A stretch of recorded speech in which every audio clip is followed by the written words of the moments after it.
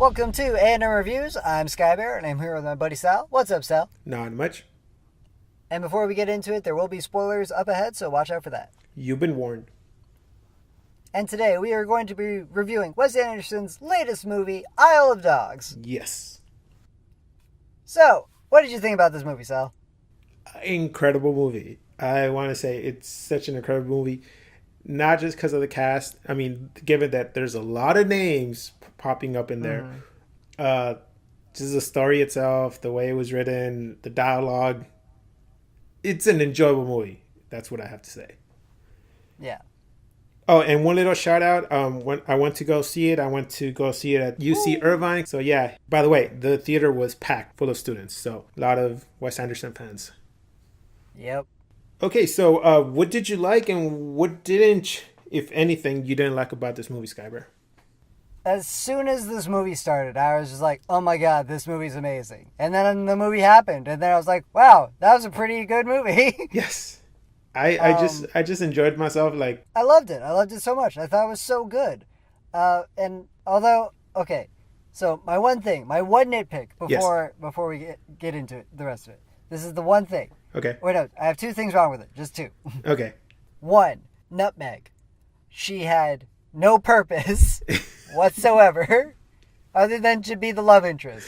And actually, I should have said that in my review for Bottle Rocket. That the maid, she had no use other than to be the love interest. And that annoys me. And then also, so, with the cannibal dogs, right? Yes.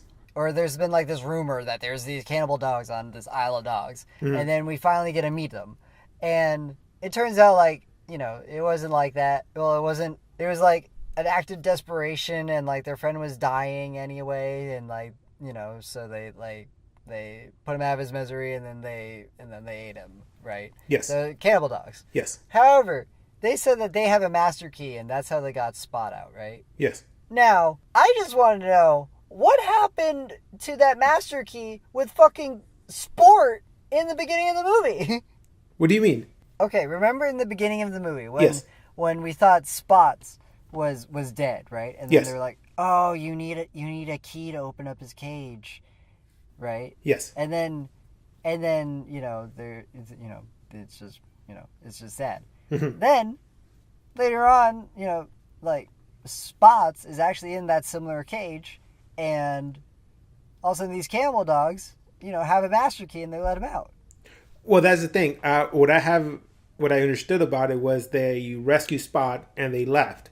Then another dog came in, went into the cage, and got locked in. But they didn't know about it because they were already gone to their part of the island, back where the factory was. So that poor dog kind of just died. That's what I got out of it. Yeah, but I mean, like, were they gone that long for Sport to just die? I just want to know, like, I just want to know because once I thought about it, I was like, where's justice for Sport? Where's justice for Sport? Huh? What the fuck, cannibal dogs? What the fuck? You just let him die. It's the same idea as Superman. He can't be everywhere at once, even though he's really fast. So it's like, I don't give a fuck. You could have saved Sport. What about this? Just putting it out there, a theory. What if Sport did something bad and they locked him in a jail, which was the cage? Maybe Sport did something bad. No, because Edward Norton was just like, oh, we think we know where this dog is at, and then they're just like, yeah, it's just like. He came here 3 years ago. Like no one knew how to open up his cage, and then Atari puts in a key and then opens it up, and they're like, oh, you need a key. Well, maybe Edward Norton and the regular dogs were afraid of the cannibal dogs, so they wouldn't go and be like, hey guys, help us out. Maybe. I don't know, but who knows? I still say justice for Sport. That was some bullshit. Let's hashtag that. Other than that, the aesthetic of the whole movie, just everything about it, it was just so wonderfully put together. I loved it. I loved it too. So much. Yeah. Yeah. And it was pretty funny. I agree with you in the nutmeg part. It was just because they had probably Scarlett Johansson. They're like, where should we fit her in? Let's make her a dog and the love interest.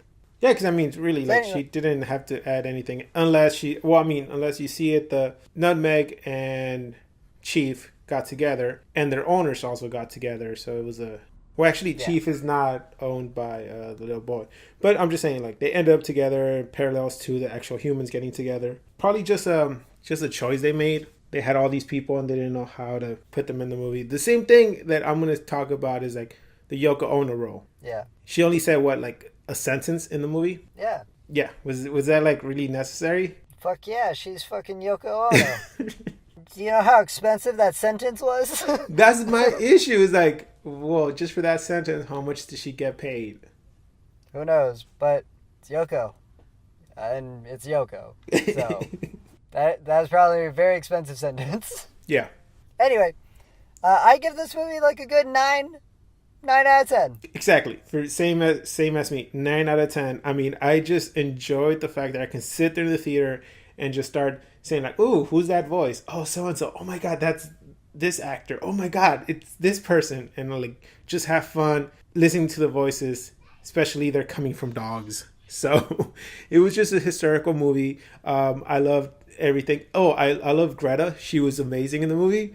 I think it was just amazing, all the characters, how they came together. It was well done. And also, I mean, it does have a little political views in there, you know. Oh, you know what? I found another thing that wrong with it. Well, what'd you find? It was just a tad bit predictable, with Spots and Chief. How so? How so? Like, you can tell right away that they were related. Yeah, because like there was like even like one shot where like you see Chief and you see like the focus like go over to like a picture of Spots and you're just like, okay, well there's like some connection, I guess. So, but yeah, I felt that early on, and then also I thought that like from the impression I got from the movie, I thought like Chief was gonna be Spots, and then I was like, oh man, that's what this whole movie's gonna be about. But then like I thought, oh shit. Well, once I started watching the movie, I was like, oh shit, oh no, this is going to be about how Atari is going to like learn to love Chief and vice versa, So like that's why I thought it was a tad bit predictable. I don't know, I just saw it coming. But other than that, 9 out of 10, great movie. Yeah, for me, basically the thing I saw, which I thought was going to happen, was that Chief was going to be Spot, but something happened, amnesia or something had to do with the disease that he forgot about Atari. Yeah. And that he had to relearn that he was not a straight, or he had an owner or a master or something like, the family type thing. Like, oh my God, I had a family. And it was revealed at the end and then his memory comes back.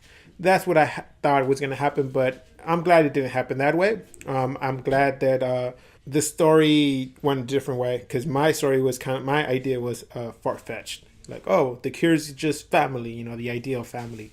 So that wraps up our review of Isle of Dogs. Check us out next time when we review A Quiet Place. Remember, shh. God damn it, Sal.